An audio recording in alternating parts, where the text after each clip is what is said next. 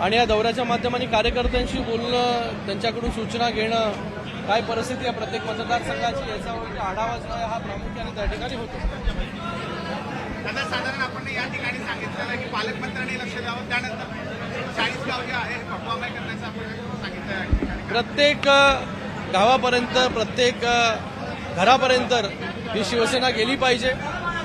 प्रत्येक तालुक्यामध्ये शिवसेना वाढली पाहिजे. तो कुठलाही तालुका असेल, शिवसेनेची ताकद ही येणाऱ्या काळामध्ये, भविष्यामध्ये कशा प्रकारे वाढेल याच्यासाठी सगळ्यांनी मिळून काम केलं पाहिजे. मला वाटतं 40गाव तालुक्यामध्ये उन्मेष पाटीलजी यांचा प्रवेश जो आहे हा शिवसेनेमध्ये झालेला आहे. त्यांच्या रूपाने जे आहे ताकद, नवीन ताकद जी आहे शिवसेनेला या ठिकाणी मिळालेली आहे. शिवसेनेची ताकद यापूर्वी या 40गाव तालुक्यामध्ये होती.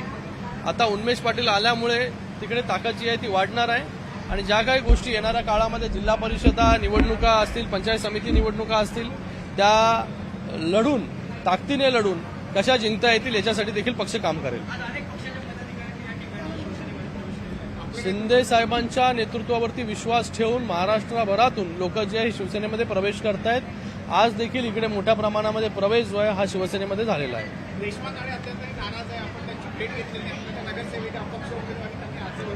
बघा, याच्यावरती प्रत्येक कार्यकर्त्याची इच्छा असते की बाबा निवडणूक जी आहे ती आपण लढली पाहिजे, पण अंतिम निर्णय जो आहे हा पक्षश्रेष्ठी घेत असतात. शिंदे साहेब जे आहे त्याच्यावरती निर्णय जो काय तो लवकर लवकर घेतील.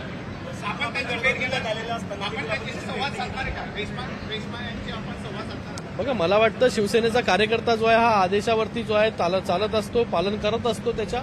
आणि मला वाटतं प्रत्येक कार्यकर्त्याची इच्छा असते की बाबा त्या विधान परिषदेमध्ये असेल, विधानसभेमध्ये असेल, जिल्हा परिषदेमध्ये असेल, आपल्याला तिकीट मिळालं पाहिजे. तशीच गोष्ट जी आहे ती नाशिकमध्ये आहे. नाशिकमध्ये भारतीय जनता पार्टीच्या कार्यकर्त्यांनी त्या ठिकाणी फॉर्म ठेवलेले आहेत. तर मला वाटतं वरिष्ठ नेते एकमेकांशी बोलतील आणि या सगळ्या गोष्टीचा तोडगा जो आहे तो लवकर निघेल. यासाठी गिरीश महाजन जे ते दिल्लीला निघालेले आहात तिढा सोडवण्यासाठी. मला माहिती नाही. सर, बीजेपी टीव्हीवर म्हणतायत की आमचे नगरसेवक जे आहेत ते 5-5 लाखात उचलले जात आहेत. त्यांचे नगरसेवक आहेत. आता मला तो प्रश्न विचारून काय उपयोग आहे.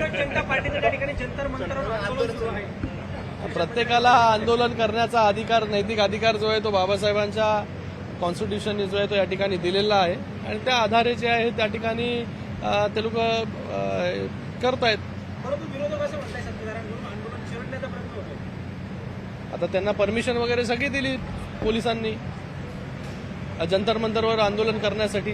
तर कुठे आंदोलन वगैरे चिरडण्याचं काम कोण करताय? रेश्मा काळे असं म्हणताय की नाशिकची माघार त्या ठिकाणी संपलेली आहे वेळ, त्यामुळे जळगावच्या माघारीची वेळ देखील संपलेली आहे.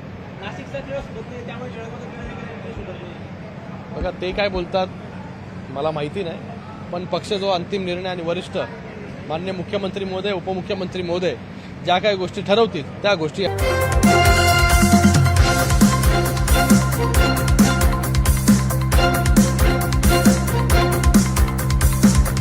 समाज साधना न्यूज, समाजहितासाठी सदैव अग्रेसर.